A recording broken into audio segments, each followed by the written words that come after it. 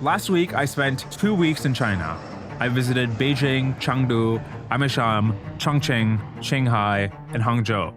I went because, look, the big thing I try to figure out on this podcast is what's happening in AI. And the biggest unknown variable there is what's going to happen in China. I don't yet have the answer to this question. This trip was a beginning of my curiosity about the country and not the capstone. But as I learn more about China over the coming months, I hope to share what I learn with you. Scale. It's funny how China has basically the inverse problem as America. We subsidize demand and restrict supply. They subsidize supply and restrict demand. We can't rebuild fallen bridges. They build bridges to nowhere. In the most desirable cities in this country, every random Victorian house and park bench is a historic site that can't be disturbed. There, they'll bulldoze a 500-year-old temple to build an endless skyscraper complex that nobody wants to live in. My overwhelming first impression was, wow, everything is so fucking big. The cities themselves, the train stations, the airports, the towering and endless apartment complexes. Travel often teaches you things about a country which you honestly should have intuited even without visiting. Obviously, I knew that China is a big country with over 1.4 billion people. But the stupendous scale of the biggest cities was impressed upon me only after I visited. Even in 𝐓𝐈𝐌𝐿, a city of just 500,000 people, which is considered honestly a quaint countryside town by Chinese standards, we found a Buddhist temple of comical scale. We'd enter what seemed like an impressively large compound, only to discover that it was merely the entrance to an even grander structure right behind it. This pattern repeated 5 or 6 times, each subsequent building larger and more ornate than the last, like some sort of inverse nesting doll. And the place had almost no other visitors, by the way. I asked a monk at the temple how they funded this massive site in a city of just 500,000 people. He told us that it was simply through donations. We probed further about how such an enormous project could have been financed by just ordinary people's contributions. He responded, "We've got a lot of supporters, dude," and changed the topic. Chongqing is by far the coolest city I've ever visited. It's this insane cyberpunk multi-level metropolis with over 20 million people. I wouldn't begin to know how to describe it, but there's a bunch of great YouTube videos which will show you what I mean. I got a really nice 2-floor hotel room that overlooked 2 rivers and one of the most insane skylines in the world for $60. I'd highly recommend visiting Chongqing if you get the chance. In 1995, astronomers pointed Hubble at a seemingly empty patch of sky the size of a grain of sand held at arm's length. Instead of emptiness, the 10-day exposure revealed over 3,000 galaxies. Every speck of light in the image was an entire galaxy containing billions of stars. When I went atop the tallest building in Chongqing, I looked over the city. I thought about that Hubble image. You could zoom in on any direction, and you'd find, behind the fog and the mist, beyond even perhaps the horizon, another skyscraper, each containing hundreds or thousands of people living and working. We took a 12-hour train ride from Chongqing to Shanghai. I'm embarrassed to say that my only experience with the actual countryside was via the windows of this train. Still, the sights were quite interesting. We saw again and again small paddy farms surrounding a handful of 5 to 10-story skyscrapers, plopped in the seeming middle of nowhere. Even in the countryside, it seems that many people prefer to live in large buildings instead of their own small homes. I couldn't top off the train and confirm, but I saw many towns that looked quite ghostly, with no actually visible people anywhere. Outside of Beijing and Shanghai, and sometimes even within, you can tell that these skyscrapers were put up by a country with a GDP per capita of $10,000, and potentially half or quarter that when many of these buildings went up. America and Europe put up a ton of beautiful buildings in the early 20th century when their GDP per capita was similar to China's. One could even argue that those other structures are more aesthetic than anything we're building today in the West. Not so in China. These endless rows of skyscrapers, put up in the construction frenzy of the last few decades, are ugly. Boxes of mostly concrete with visible blight and discoloration all over them. If the great construction binge is indeed over, It'll be a shame that China's infrastructure was built out during a period of particularly uninspired architecture. Beijing's urban design looks like something straight out of James Scott's Seeing Like a State. The city is dominated by these enormous apartment complexes, blocks of 10 adjacent 30-story buildings demarcated by 8-lane roads. The government buildings follow the same pattern, huge structures divided by extremely wide boulevards. This layout seems designed partly for social control. During zero COVID, authorities could lock down tens of thousands of people by simply guarding a few entrance gates. The wide roads would also make it easy to move military forces throughout the city. The only break from this pattern are the hutongs, Beijing's old historic neighborhoods. But even these weren't spared completely. Only a small fraction survived Beijing's rapid modernization push. Dare I say that Beijing is too YIMBY? Vibes.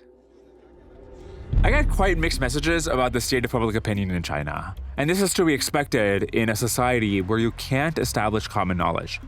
One person told me that the new generation is quite nationalistic, unlike the older reform generation, which personally experienced both the catastrophes of Mao and also the tangible benefits of liberalization. He made the rather insightful point that this tilt in public opinion in China increasingly gives lie to the American talking point that we're against the CCP but not the Chinese people.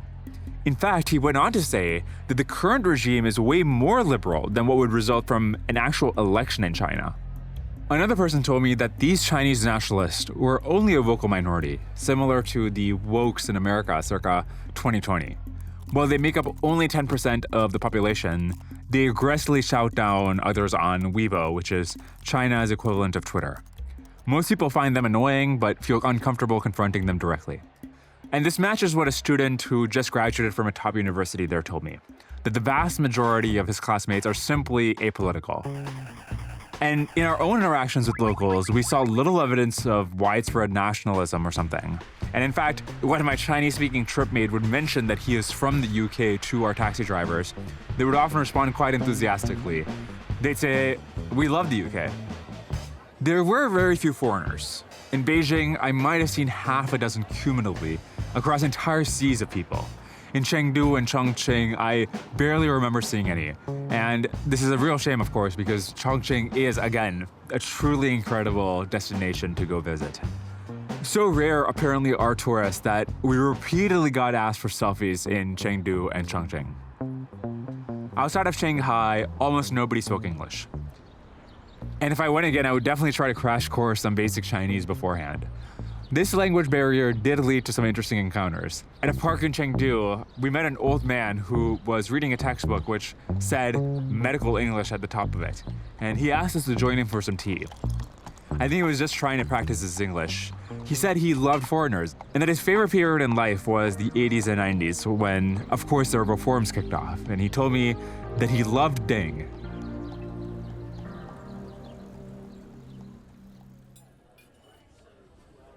My tripmate's friend's grandmother was incredibly gracious in hosting us for a dinner while we were at Amishan.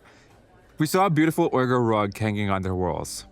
The grandfather pointed it out and explained that we have amazing relationships with minorities here in China. And I don't think this was some theatrical attempt to contradict Western propaganda. It seemed like he genuinely didn't know what is said about the treatment of Uyghurs in the West. He was just trying to show his visitors something cool that he had. We kept trying to ask them about their own personal experience over the last 7 decades as China has grown and changed. But the grandfather kept responding with lengthy monologues about military history. Here is a representative exchange. Me, who doesn't speak Chinese, to my tripmate, who does. Hey, ask them about what job they had when they first moved near Chengdu.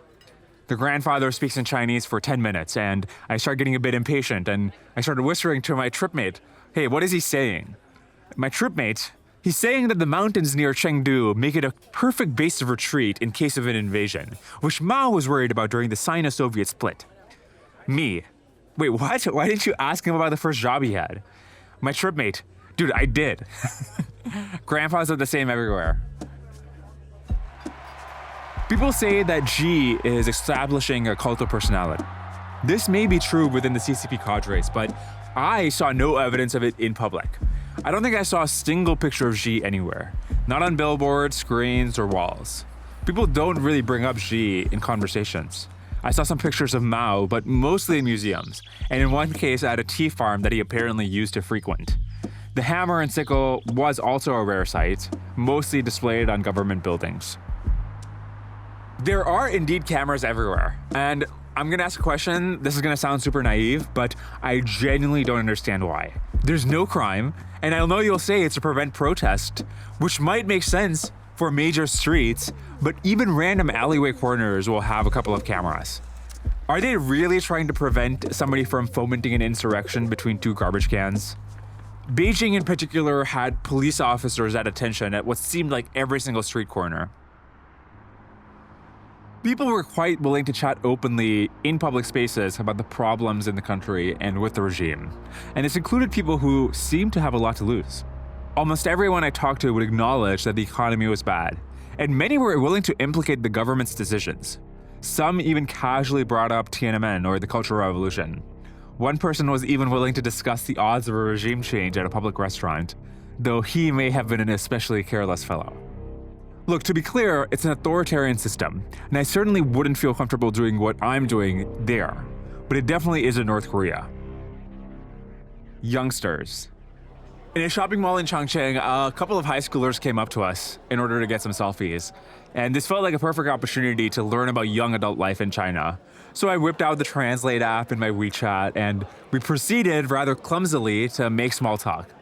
I asked them what they did in their free time, and they said that they watched 2 to 3 hours of TikTok every single day. And I asked them what kind of videos they watched. They said it's a whole bunch of sexy girls. I laughed because I thought that they were joking. But then I asked one of them to pull out their phone, and he scrolled past like 10 videos on his feed, and all of them were indeed just sexy girls. We chatted up a lot of young people in the nightlife streets. I was struck by how many young people expressed feeling stressed or overwhelmed. We met a musician in Chengdu who was writing songs about youth anxiety. We chatted up some modeling school students. Even they complained about the intense pressure they felt. We met a guy who had studied in Australia but returned to China during COVID. He explained that many of his friends who had prestigious degrees are moving away from Shanghai and Beijing. You can get paid twice as high in these first-tier cities, but the competitiveness is insane. And in order to actually land the high skill positions, they have to work truly insane hours. 996 is not a myth. He said that many of his friends were opting for less ambitious but lower paying careers in smaller cities where the rent is lower and the pressure is manageable. I'm still puzzled by how China can have both a demographic collapse and massive youth unemployment. Because you'd think with fewer young people being born, the ones who are around would be in high demand. And one explanation I heard while I was there is that, look, there's plenty of menial jobs that are available, but today's educated youth who've gone through high school and college just won't take the low-skill positions that their parents and grandparents did. So there's a real shortage of the high-skilled jobs that would actually match their education and aspirations. I kept asking young people about the public intellectual landscape in China. Who are their equivalents of Jordan Peterson and Sam Harris? Who are their podcasters like Joe Rogan and Lex Fridman? The sense I got while I was there is that this kind of popular intellectual ecosystem just doesn't exist there. Like, sure, there's a lot of viral Bilibili videos from professors talking about practical matters like how to manage your finances. But grand takes about what's happening in the world and what we should do about it, it doesn't seem like there's that much of that going on. I met a couple of effective altruists in China. They're exceptionally rare. When I asked them about why it's so hard to spread effective altruism or similar worldviews there, they told me that people there just aren't into organizing their decisions using some ideological lens. They're much more concerned with practical, tangible matters. One talking point I heard again and again was that China is still a developing country. And the implication when people said this seemed to be that China can't afford to pursue costly, idealistic programs around climate change or social safety nets or international aid. It needs to focus on basic economic development first. Tech and AI. The biggest surprise from talking to Chinese VCs and researchers at their AI labs was how capital constrained they felt. For example, Moonshot AI, which is one of China's leading AI labs, raised $1 billion at a $3 billion valuation. Meanwhile, just xAI's new cluster in Memphis alone will cost $3 to $4 billion. The tech ecosystem feels quite shell-shocked from the 2021 crackdown. One VC half-jokingly asked if I could help him get his money out of China. That's because if you want to keep your money in China, you're basically stuck between quite terrible options. You can either accept the measly 2% yield from state banks, or throw it into China's perpetually struggling stock market. This helps explain why valuations for Chinese companies are chronically low. The exit opportunities really suck. Even if you build or invest in something great, there's no guarantee that your company will be able to raise the next round. And even if you do raise again and succeed, the government might randomly cancel your IPO. And even if you somehow make it to the public markets, Chinese equities have been performing terribly for years. It's a good reminder of how easy it is to completely wreck an innovation landscape that depends on risk-taking investors. Hearts and minds. In China, liberal, pro-Western voices are often censored or shouted down. If I was the US president and I wanted to win hearts and minds in China, here's what I'd do. In every single speech where I'm talking about China, I'd make a conspicuous effort to compliment Chinese people, Chinese values, and Chinese culture. I talk about how my Chinese staffers are the smartest, hardest working people I've ever worked with. And this honestly is already probably true. I talk about how my daughter is obsessed with ancient Chinese dresses. I talk about how I'm learning Mandarin in my free time, and I'd have these live aw shucks conversations in Mandarin.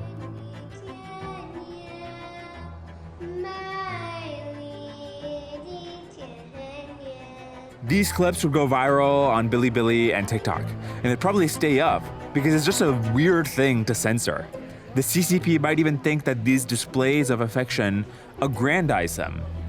But in reality, showing our admiration for the Chinese people, who genuinely are fucking killing it everywhere where they're not held down by communism, undermines the central narrative of the regime, that the West is hell-bent on holding the Chinese people back, that we have no respect or understanding of their culture, and that the CCP is a necessary bulwark against these imperialists.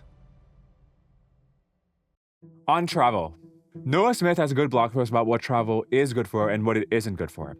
You're not going to learn that much about the risk of a war or the state of the AI race by gazing at skylines and chatting up taxi drivers. For the answers to questions like that, you need to be talking to the princelings and the researchers and the CEOs. But if you have access to those people anyways, you don't exactly need to go to China. You can just hop on a Zoom call with these people. And for what it's worth, that should update you in favor of doing more Zoom calls, not less travel. By the way, I did realize after going to China that I should have just hopped on Zoom calls with all my listeners in China, because the nature of the difficulty of accessing my content in China apparently has just self-selected for a really high-quality audience there. And by the way, if you are in China, I would be keen to hear from you. My email is hello@dwarkeshpatel.com. And look, I'm keen to learn more about AI, but not just AI. I want to better understand how the political system works. How exactly does Xi Jinping make decisions?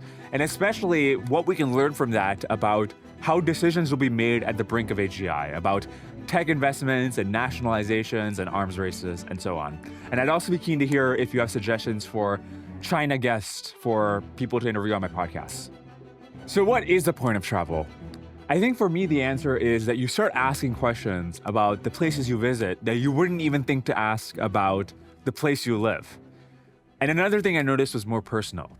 2 weeks of being AFK and of having the excuse of using a burner phone to ignore all my messages and emails just helped clear the cache of thoughts I had about hiring and growth and sponsorships and logistics, and give me the opportunity to just let my shower thoughts drift towards the random rabbit holes that traveling through China spawned for me. And it's a good reminder that what's lacking in life is not time. If you're working on the right thing, you can advance leaps and bounds in just 8 hours. But if you're just clearing the slog, you can spend a whole lifetime staying in the same place.